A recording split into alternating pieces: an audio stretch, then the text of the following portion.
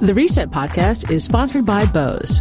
With my new Bose QC35 headphones, nothing gets between me and my music. The noise canceling is world class. They're completely Bluetooth, so there's no wires. The sound is amazing. My producer and I love these so much that we use them to record every single show. For more information about Bose QC35 headphones and other Bose products, check out Bose.com.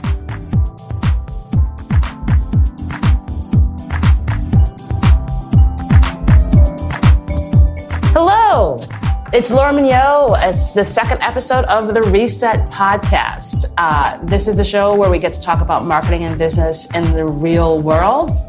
I bring together some of my best friends from the marketing, business, advertising, even some folks in the government industry to talk about how their respective industries can be reset.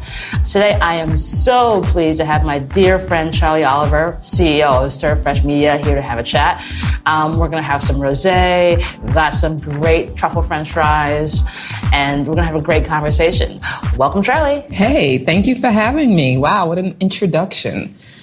I've never heard you introduce me like that before. I hope you're happy with it. I'm very happy. I'm going to now demand that you introduce me like that every time we hang out. Okay, I'm just going to be like, all right. So when we go to brunch on Sunday, I'll just like say that to the waiter. Like, exactly. Hello, this is the Charlie Oliver, CEO of Serve Fresh Media. She's illustrious and fabulous and amazing. So the way that I normally do this introduction is always my icebreaker question, and it's always an easy one.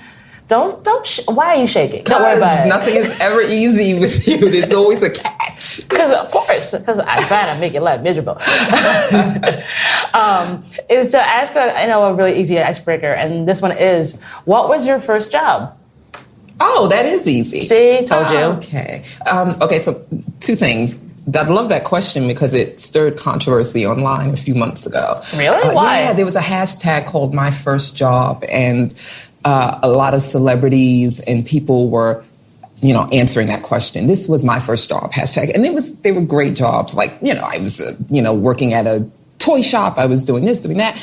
And what they realized was that millennials couldn't relate to what the older generations, the Gen Xers and the baby boomers were saying about their first job, because a lot of millennials don't get their first job or substantive job until much later. Yeah, well, whereas in our age bracket, I was working at 14. And so my first job was at Amalgamated Bank in New York City.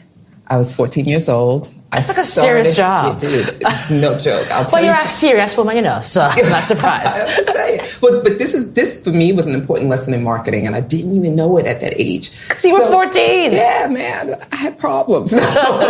But my mother, every summer up until my 14th year, my mother said to me, "You're going to spend the summer with your aunt and your uncle." Now, my uncle was in the Army. And so they traveled, so wherever they went, whether it was Germany, Tennessee, Kentucky, I went and stayed with them for 2 months.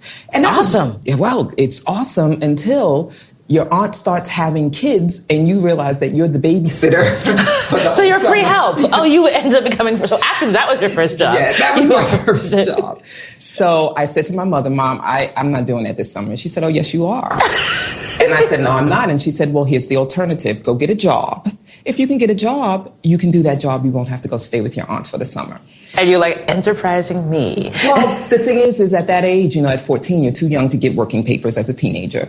And she literally thought that I wouldn't be allowed to work. So I was already reading the New York Times, and I used to, believe it or not, get that every Sunday. I was a nerd. I was kind of different than people and my friends.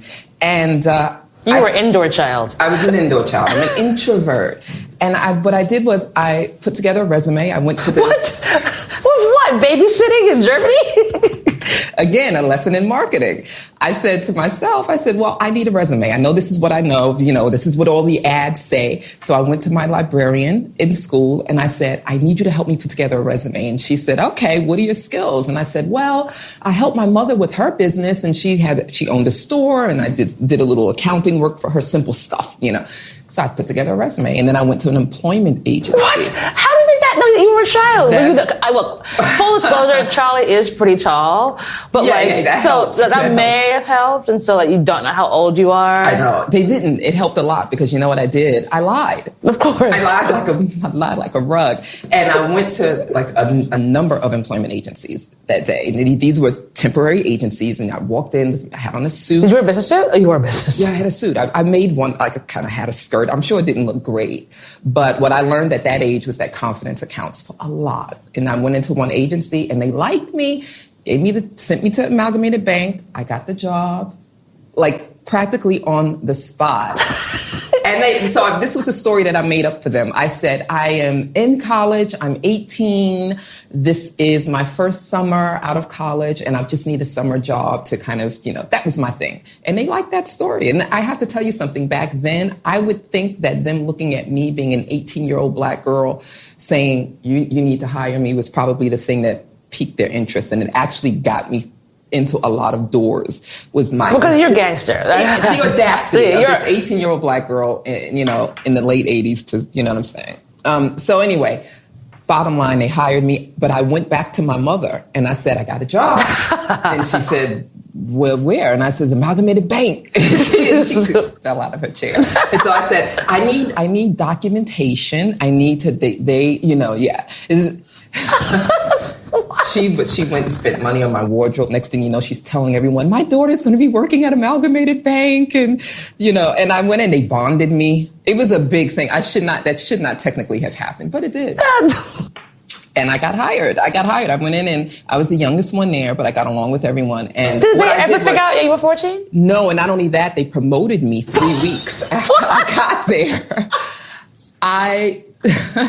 They promoted me to working on when I started, this was way back in the day, you had bank checks used to have to be processed manually, by hand, and you had to pull the ones that were problematic. That was my job, pulling checks. And then one girl left the bank and my manager came up to me and she said, you're special. We're liking what we're seeing. We want you to work solely on the lockbox accounts.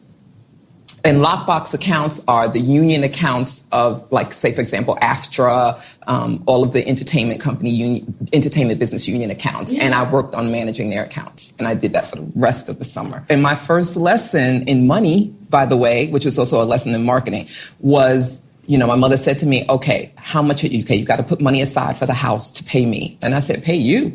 Wait. I said, what? She says, yeah, you have to contribute. This was the most important lesson I got in my life. It has literally saved me and created situations for me and opportunities for me that otherwise I would never have known. And it's something that I think that a lot of younger generations don't understand. But my mother said to me, as long as you live in this house, you contribute to what goes into it. I pay for rent, I pay for this, I pay for that, and you consume. If you consume, you contribute. So I said, she says, not only that, you save. So a percentage goes to saving, a percentage goes. So my mother was really good about that. And that's what happened. Most of my money that whole summer went to, I paid her some. I started a savings account, and then I got to spend a little on myself.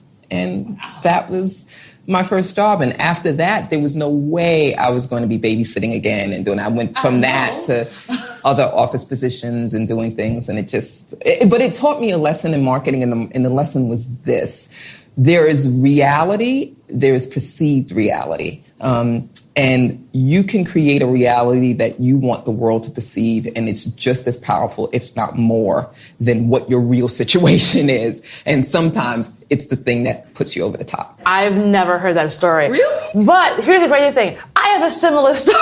Now, that doesn't surprise me. Only because, it's also because it's so true about perception is reality, and that's the best thing about marketing. Like, my first job, I was 17, so not 14. So I was not skirting labor laws, unlike you. I can't believe a bank hired a 14-year-old and was like, yeah, all right, fine. What's up? Like, hey, y'all, how's it going?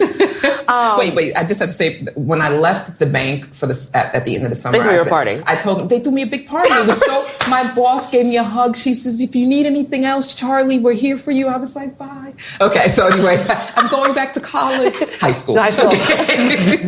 This is... That's cheesy. That's okay. You were 17. Oh my God.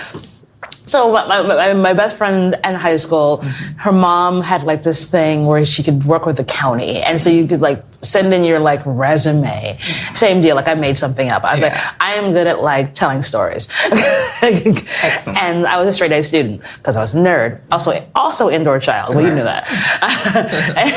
But Jamaican parents. That's why I was an indoor child. I wasn't allowed to do anything at all. And then that's why I went to college.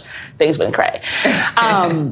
But so she like was at the county, and she said, my friend said, "Oh, send your resume in. I'll get you a county job." So my friend got this awesome job working for a judge, and I was like, "Oh, cool! I'll get this job." And so I sent my resume in, and then I get hired at what can only be described as like the land where nonprofits go to die.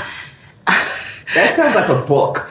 I mean, that summer, I could. It was weird. Wait, what is that? The land where? Yeah, because it was horrible. It basically was the most mismanaged nonprofit on earth, and it had social workers who didn't care about people being social workers. And you're like, this is the worst place ever. Basically, it was like a center for teenagers who were in trouble and also people who had health issues. And it was just ridiculously badly managed. And what they did was they took these high school kids from the local high school and had them sort of be the summer staff. And then they had these two women, I'll never forget the women, and they were just like the most awful human beings on earth. So basically they expected every teenager who was there just sort of was an idiot, and they didn't think they were smart. So I walk in my first day, and because I have Jamaican parents, I wore a business suit. So I walk in, I say, "Hi, I'm Laura." And they're like, "Okay, have a seat." They assumed I was interviewing for the office manager position because, again, you were tight. I was a 17-year-old black girl wearing a business suit. Black cracks never. You have no idea how old a black woman is. Like, we could be 12 or we could be 27. There's literally no way you can Don't tell Donald Trump that. Yeah. You'd be made of orange. So I'm in this business suit, and they think I'm here for the interview. It's like, "Oh, yeah," and I'm like, "Yeah." So the other high school kids all think that I'm here for the office manager job. So they start telling me about how awful this place is and how like they don't do anything. But basically, you get paid $3,000 at the end of the year, so that's why they're all here. So basically, all they have to do is just sit and do nothing, and they get the $3,000. And so some of these kids were from broken homes. Some of these kids had kids already. They sound like modern marketers. But the thing was, like, it was such a weird dichotomy of me being this private school kid versus these kids who were at the high school that was in my town that I would never set foot in, who had totally different lives. And it was such an eye-opener for me because... What was the one thing that you took away, or that what from that experience was the most impactful that kind of changed your perception or solidified your perception of the world? Two things. One, like, race and class means so much. And the way that I got treated versus how those kids got treated was completely different, and it infuriated me because I was like, but for zip code and timing, we could be in opposite positions. And it's horrible that you guys are giving up on these kids. And so it made an impact whereby, like, if I could ever have enough money to stop those sorts of cycles, I want to do it because you look just like me and you have such a different view on the world because you haven't had the opportunities I've had. Like, I already taken college classes. I was already done my APs. It was not like which college I might get into. It was like which Ivy League college was I getting in for free because I was that smart of a kid, but also I was at an exclusive private school in Long Island. You are smarter than you actually know because basically I essentially became the office manager because the woman they hired to be the office manager for real hated the job a week later and they gave me the job. So I ended up becoming the office manager. But like I had never taken phone calls. I had never cold called people. I had never taken donations. Didn't matter. It was all about like, and I think it was like my first foray into entrepreneurship because it enabled me to sort of like just figure it out. And I think that's the most important thing. But the real thing about how race and class affects how you can be the type of entrepreneur that you are is so endemic when I look at our lives right now. And we think about like how, because, you and I both, we're entrepreneurs, we happen to be Black women, but people don't come to us because we're head diversity folks. But like, it's like not even implied, but it's just the way it is. We happen to do dope stuff and we happen to be Black women. Great. One doesn't overlap the other. So it was interesting. It was that's fascinating, because I think it's almost the same thing for both of us, but little different situations. And that's that we both walked into corporate America, or whatever you want to call it, or these business jobs, with not accepting the limitations that society placed on us, which in and of itself, I think, freed the people around us to kind of get what they can from us in terms of learning and exchanging information and everything. And I think let me ask you a question. I'll answer it if you'd like. But what people are still living under the assumption that they are what society says they are. They are, totally. Yeah, but don't you think, and especially with regards to marketing, because I think that's probably why a lot of these agencies and brands are struggling so much, because I think that they are also operating under the assumption of what we think they are, which is like these just big behemoths who are useless, that are useless, that it is. And so they're playing down to that assumption rather than being what they can be in our lives. Yeah, you don't play up. I mean, you don't play up to who you are. But where does that change? With that, I've been obsessing over this lately because I'm so, I sound like a little disgruntled, but I'm a little turned off. I'm more than turned off. I'm really turned off by sort of what's happening. And it's a process. I know we're all going through a process. I think we'll get to the point where we're beyond this whole grasping for everything just to figure out what we are. But brands in particular have the resources and the time, and they do have the talent. They have access to the talent to be more in our lives than we are, but on terms that they probably aren't used to doing that on. So in other words, I don't need to buy your crappy product right now, but I do need to be upskilled on some things, and maybe you could help me with that. Exactly. Or, they're not even thinking. Because I think it comes down to this, like, it's almost a class thing. Like they think they have to dumb everything down for you, and they don't see that there are other ways you can talk to me. And I think it's actually an interesting segue into how, like, event marketing has evolved even over the time that we've been in the business. Because when you think about, like, the one thing that annoys the both of us is if someone says that we're an event planner.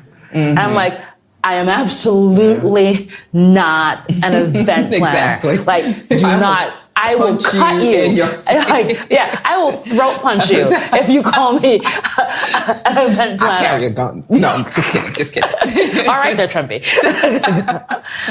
No, it's true. But why? Why is that? Because they sort of put you in a box. Exactly. So like, that's what you know how to do. Like, you know how to, like, throw a party and serve some drinks to me. And I'm like, that's not what this is. So I say we say a lot about the fact that we create experiences, and these experiences allow you to get in touch with a brand and in touch with each other, because that's what this is really all about. 100%. This one-to-one connection versus this, I'm just going to throw a party and have you have some drinks. Give you some stuff. And give you some swag and then be out. Exactly. It's more about, how do I get into your life? How do I make you more unique? Now that is the billion-dollar question, and it amazes me. I think we're going there. I think the technology that's being developed now is obviously going to get us there. I think the expectation of the consumer is still low.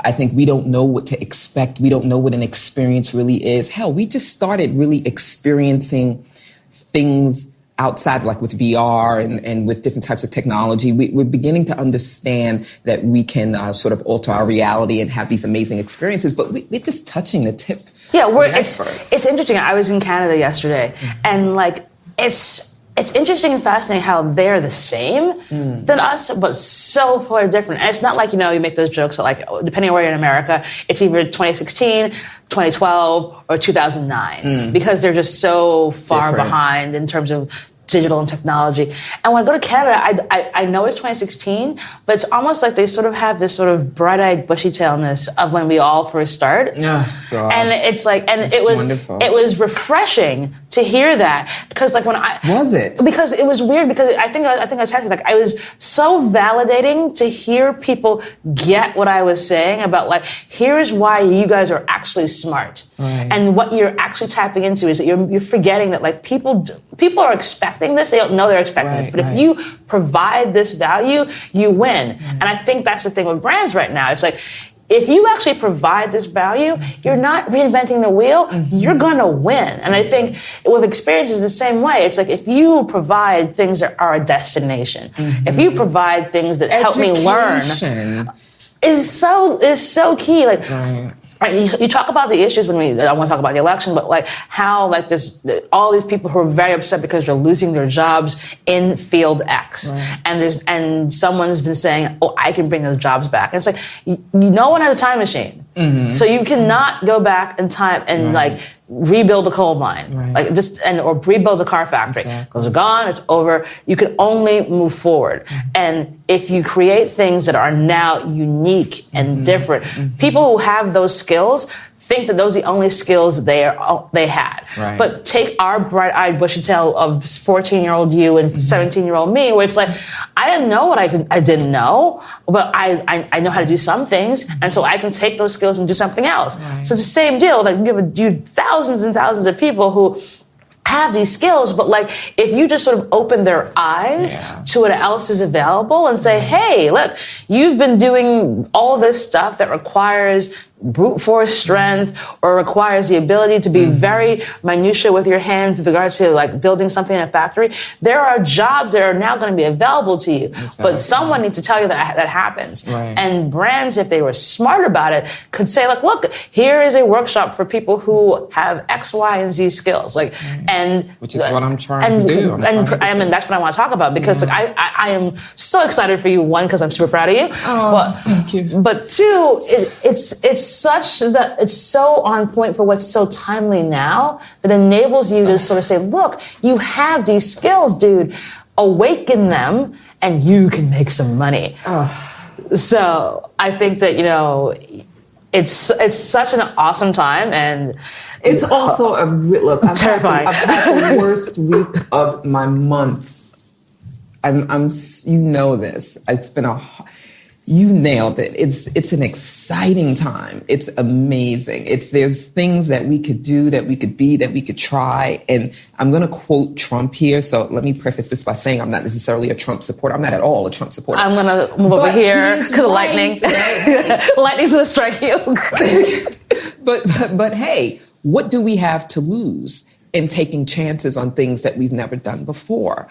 But here's the thing, it's such a hard sell for people who've never done anything differently. And that's everyone from Joe Sixpack to the six-figure executive who needs to protect his job and doesn't want to get fired. So, I just launched a new initiative, and I'm really excited about it. And I'm getting good feedback, but it's also really difficult because, like, with your company, when you started yours and when I started mine, like years ago, trying to convince people to see something differently and open up to that is the most excruciating thing on the planet. It not only because you're being rejected, but because you're constantly questioning whether they are ready for it and whether it really does matter.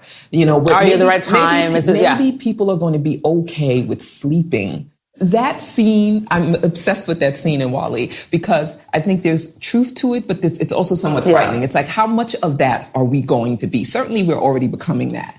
But it doesn't mean it has to play out like that. And it doesn't mean that that's necessarily hell. I think that the movie assumed that being passive consumers of product and movies or whatever and entertainment is a sort of a hell. But tell that to the average person who sees that as an escape. Tell that to me on a Friday night when I have my wine and Netflix. Like, I just want to escape at the end of the day. So anyway, I don't know how we define that escape and how we tap into that, or how we help people to create their next level is what I'm obsessed with. And that's the next initiative that I'm trying to Damn, girl.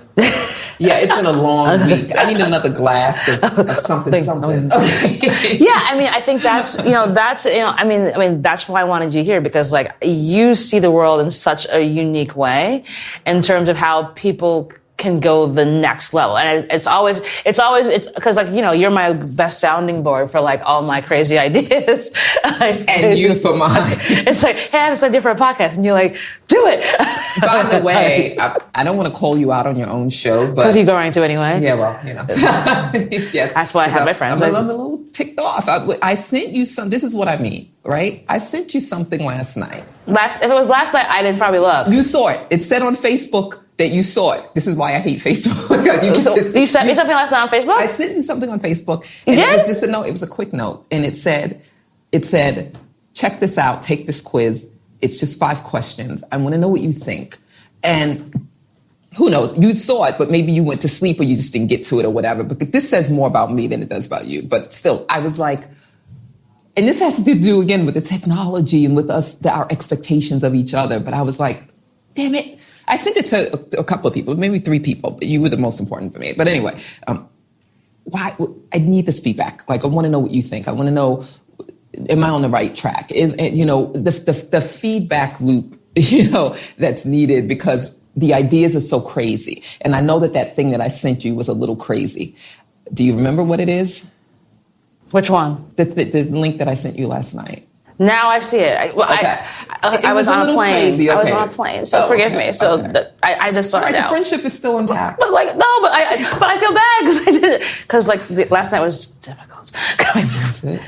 My flight was delayed for 2 hours. Oh. So I didn't get home until after midnight. So I probably saw it as I was just landing and kind of get home. Well, so here's the thing. It's a little bit of a crazy idea. That's what. So that's why you wanted my feedback. Yes. Oh, that's why I'm going crazy. I'm like, was it so crazy? We all have our insecurities. We all have our whatever. But the new thing that I'm doing in my new business or my new initiative is, we have to be comfortable with being uncomfortable. End of story. That's all of us, and it's going to be the new norm. And that's not a bad thing, but it's a painful thing. And I know that doesn't seem to make sense, but I think in the end it will. So the business is, I'm launching it and it feels right, but we'll see what happens. We'll see if brands respond. We'll see if people respond. We'll see what the world has to say about it. You want to give a little more detail about it? Oh. It's like, you're on the show to promote your stuff too, homegirl. Okay. Well, so it's called Tech2025. In the future. Tech2025.com. And so what it is I'm obsessed with the idea of how we are preparing to sort of learn about and take advantage of the emerging technologies that are coming in the next 10 years. We know what these technologies are, right? It's artificial intelligence, 3D printing, driverless cars, blockchain, virtual reality, drones. These are the technologies that, the experts in these fields, and we know quite a few of them. It's fascinating. The ones who are developing this stuff are saying, and this could be just sort of, but they're all projecting that within the next 10 years, a lot of this technology will be baked, will be ready to pull out of the oven. And when you think about that, it'd be different now I know everything will develop differently. These are just projections. They're probably very, very optimistic forecasts, right? When you're developing your own technology, you always want to think that it's going to be ready at this point. But let's just say that 2 of these things are ready. Artificial intelligence, VR. VR, definitely. There's such a push for VR.